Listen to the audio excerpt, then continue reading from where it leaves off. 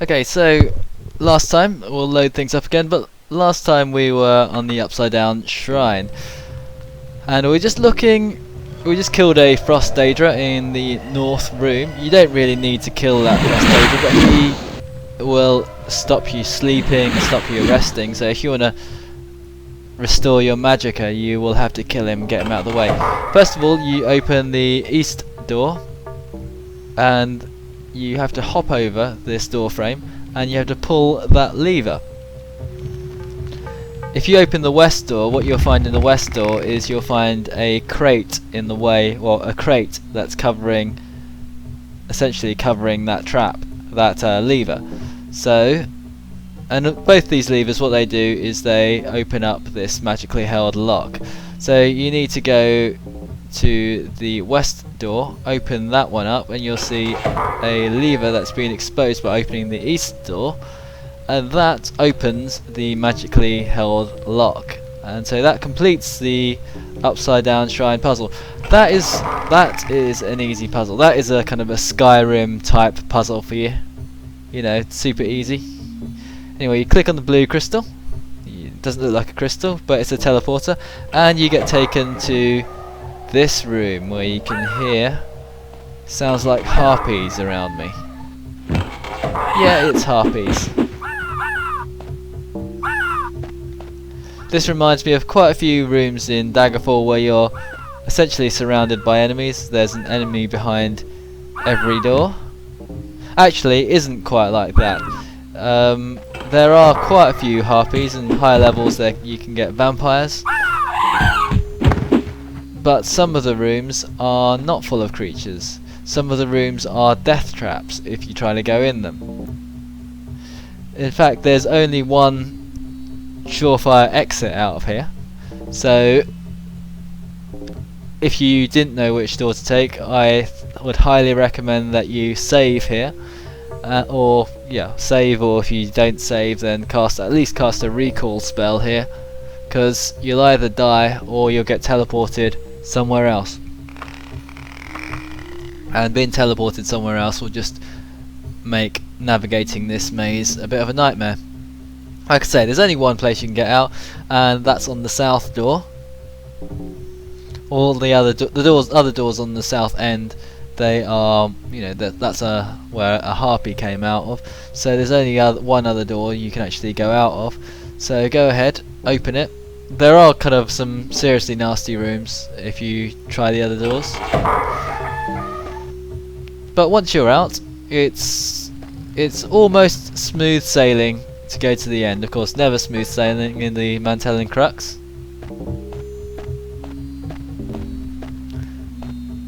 This is the first intersection, ignore that. And it's tempting to go exploring, but you don't want to. Keep your mind on the objective. And you head through the door on the left.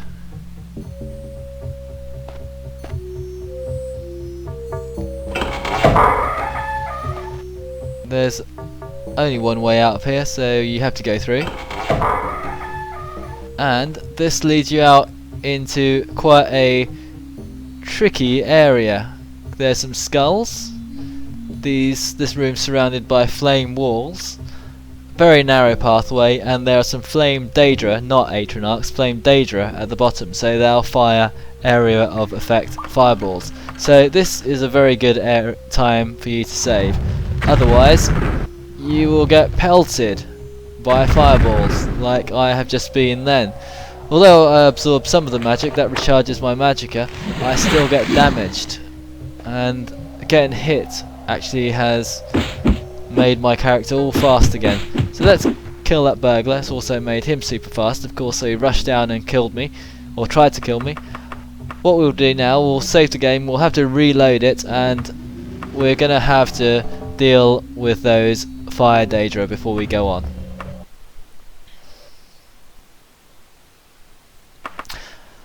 Right, so let's load back again. I've saved here. So there's a couple of tactics you can use against these guys. You can try and take them out at range.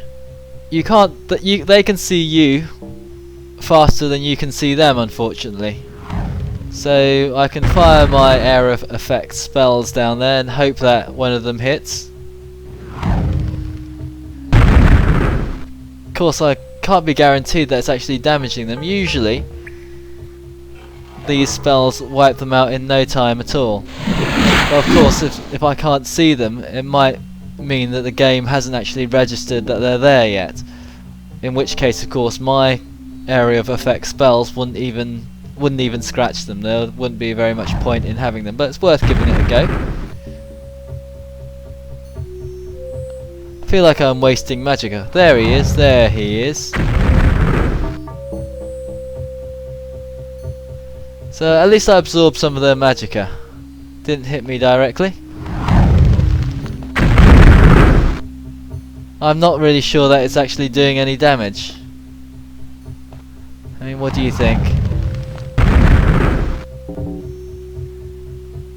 Doesn't seem like it.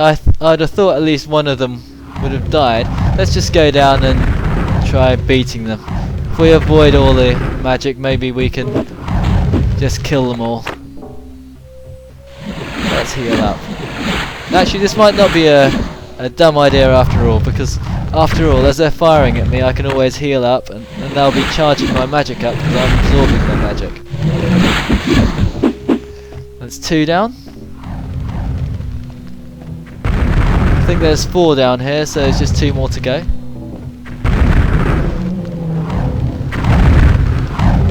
Okay, doesn't matter if it hits me. We can just keep on healing right up.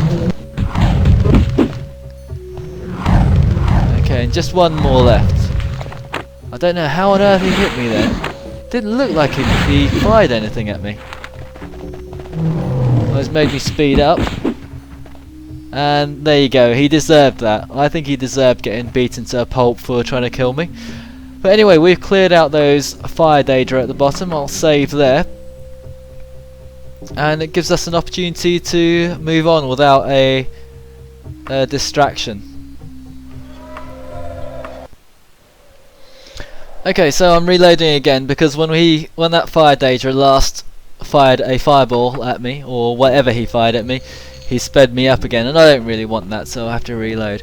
You can actually do something to do with the DOS cycles. You can set them at a certain cycle speed. As DOSBox actually just automatically does it for you, but I don't know the cycle speed, and we're almost through the game anyway, so there's not too much point in doing it. But if you're a old games kind of guy, you like playing old games, then yeah, it's probably worth looking at. Okay, so we're back on the platform. We're not going to have annoying fire Daedra knocking us off, and this area is called the Blind God area. Now let's click on this white object. This object is supposed to be a skull, by the way, you can't tell. Hear me, the blind God is a jealous God. Let his true servants lift up their eyes unto him, and the way will be easy. Hear me. Okay, so that gives us a clue. Blind God is a jealous God. Let his true servants lift up their eyes unto him, and the way will be easy. Okay, and you'll notice as soon as we clicked on him, the guy started spinning. This skull started spinning. I know it's not a very good looking skull, but that's all they used to do. Who's this? This is a flame Atronach, so we can quickly fire Atronach. We can just get rid of them. They don't fire fireballs at you, so they're not too bad. Next step is to click on this skull. So straight ahead you click on that skull. Now some of the skulls have varying effects on you. Some of them teleport you somewhere else. Some of them cast damage spells to you. But it's pretty much trial and error which skull you should press. But try pressing the skull on the first skull. You obviously have to press because that gives you a clue on where to go. But then you press the easternmost skull, and that's the second skull you press, and you make your way back. Another flame Atronach to fire Atronach for me to deal with. He's got some sort of whip that he's attacking me with. You ignore that skull. Ignore the second skull. This guy's posing. And the third skull you do click on.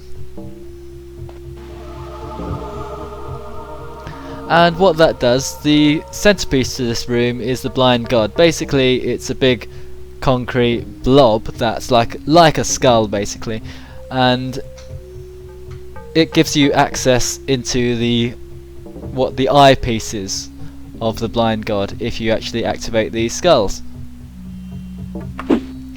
Now you can either take the walkway up or you can levitate up, and levitating is obviously a lot easier. You don't run the risk of falling off, but the walkway is quite fun. The walkway, you get to kill yourself a load of flame matronarchs. They're all standing around. They won't really hurt you, and you get to reach the top. One of them leads to the left eye, one of the pathways leads to the right eye. Doesn't matter which one you go in, to be honest with you, because as soon as you go behind the eyes, both of them link up into the same room, so you can take either route up. Note, what you're supposed to do is you're supposed to note where these skulls are looking. Some of them look away from the blind god, some of them look at the blind god. The centre of the room, basically. Hello, posing Atronach.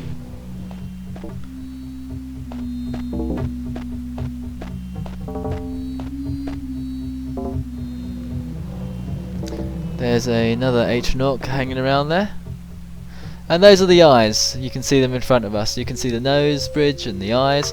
Let's just save here in case we get knocked off to the bottom. We don't really want that. That guy looks like he wants to jump off. Yeah, he's fallen. Oh, someone's firing. It's another fire Daedroth firing fireballs at us. Fortunately, we've got a lot of health. We'll just heal up. Have you run out of fireballs now? Looks like he's run out of fireballs. The magicka doesn't work like in Oblivion for enemies, doesn't work like in Skyrim, where they basically recharge their magicka constantly and they can just constantly cast new spells at you. Once they've done their spells, that's it. Pretty much the same as how you go. Anyhow, on the other side of the eye, you'll notice a figure wearing a ginger guy with a waistcoat, and if you're into Elder Scrolls you'll know that this is Sheergrath, the mad god. So let's see. At last, I was beginning to think you wouldn't get this far. Dreary place, don't you agree? Guarded by a pompous upstart. He's no more god than I am. Well, carry on, we'll meet again soon, unless you're not as foolhardy as you appear. So that's nice, Mr. Sheergrath, saying that we'll meet again, and that this supposedly is the room of the blind god. But he doesn't really help you here, he doesn't really tell you anything. He's just an NPC for you to talk to, he doesn't give you a clue of what to do. So we can move on. We need to of course dispose of that fire Daedra in the other room. He hasn't got any spells, so he shouldn't be too much of an issue. Over there you can see there's lots of skulls, there's a trap door there. Keep your eye on that trapdoor. Let's just knock this guy off. Bye bye. Well, there's no message to say he died, so I guess he's all the way at the bottom. That looks like treasure. I don't need it, but no, it's not treasure. These are just decorations. So at the back of the mad god there just seems to be a load of garbage. And decorative severed heads, of course. And bones. There's a skull there, looks like a skull teleporter, but what you're really concerned about is this trapdoor. So look out for it.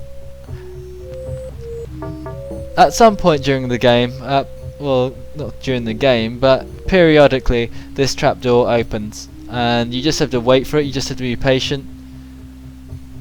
There's no kind of activation button or anything, you don't click on a skull or anything like that. That trapdoor just that lift rather than the trapdoor, it just suddenly look, there you go, it suddenly started moving. So let's follow it. Or just waste ourselves a little levitation spell getting down. Oh, I can't quite fit through this door. Let's press X to crawl. I think that's the best idea. Okay, so we're through. And this is the centre of the Mad God. That's a skull, by the way. I know it doesn't look like it, but it's a skull. 1 speaks for me, 2 serve me, 6 protect me. How many defy me? So 1 speaks, which is the first one you clicked on. 2 serve me, 6 protect me. 1 actually. The answer's 1 because it's 1 skull facing away. Okay, so once we've done that, we are teleported to the next area, which again is got their favourite decoration. The favourite decoration being skulls. Now this door in front of us is magically locked. We can't get out of that. You can hear Atronachs milling around in the background. It's a magically held lock. You basically need to click on one of these skulls to get out. Now some of them harm you, some of them kill you, so save here and click on the skulls, or click on the skull in front of you on the left or on the right. Basically skull, effectively the skull now on the left of the screen and the right of the screen. The one on the right of the screen, it just opens the door. The one on the left of the screen, it teleports you on the other side of the door. So opening the door is a lot better. So click on that way on that one and the door opens. And you get to expose yourself. We're still crawling, aren't we? Not anymore. Okay. It just exposes yourself to all these Atronachs that are coming out. And this part is a extremely straightforward part of the game. We've done Atronach bashing before. None of them have any worthwhile treasure, and none of them are particularly tough. And none of them are particularly quick either. This is a one-way passage, so we just keep on going,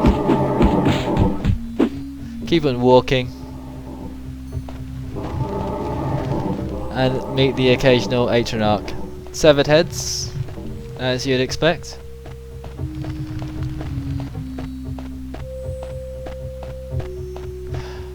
But nothing tricky here. There's no banners, no torches to pull or anything funny like that. There's an axe on the floor. That's nothing.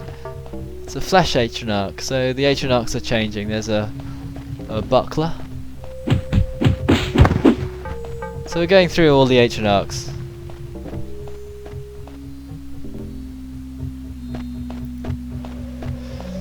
I need to rest because I need my magicka to regenerate.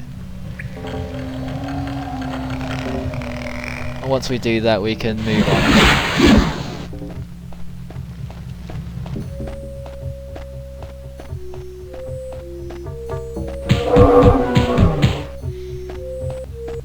I'd have thought that these Iron Atronachs would be a little bit tougher. There's no difficulty setting on Daggerfall, so this is pretty much as hard as the combat gets.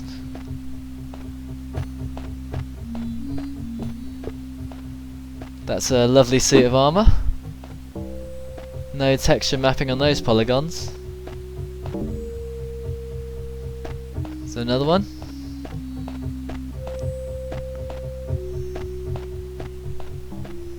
Hello.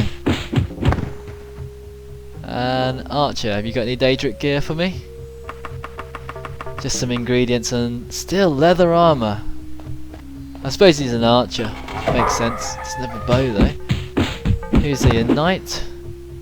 You got any Daedric stuff? 2 shields and leather armour. Okay. Alright. Well, I guess I'm still only level 10, so I can't expect to be picking up decent gear all the time.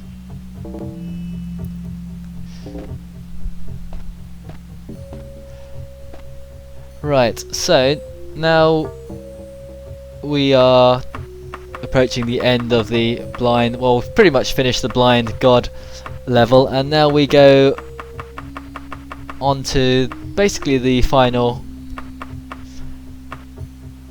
area of Mantellen Crux. Now I'd say the second final area, but certainly a very tricky part. So we just make our way to the bottom here.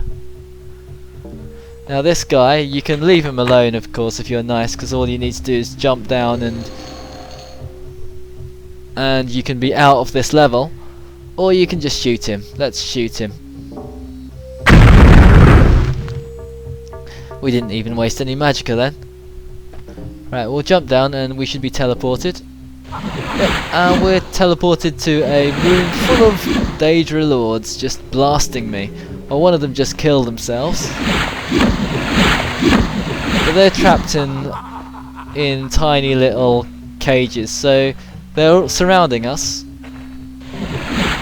both on our level, and they're also above and below us. So there's loads of Daedric Lords just firing offensive spells like electric spells and fatigue spells at us. One of them's hit us and that's sped us up, so we'll stop here and we'll come back once we once again reload, so we run the game at normal pace. I don't want to be running super fast all the time.